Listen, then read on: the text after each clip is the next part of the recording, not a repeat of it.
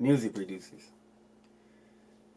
Me, myself, personally, yo, I just found out some dope information. Yo, is you a music producer or whatever you do and you got an LLC? So with having a business, it's so many different ways of purchasing a vehicle, bro.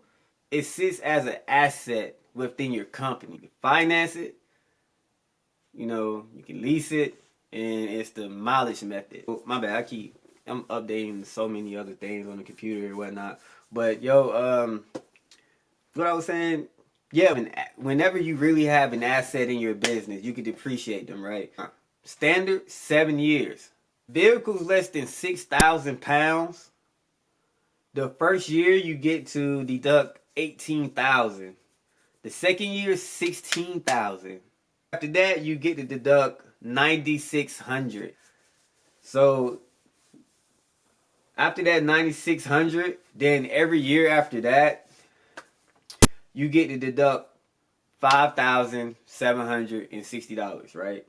You get to do that each year until the value of your asset is pretty much depreciated, meaning you capture the full cost of your vehicle. It's this thing called bonus depreciation, right?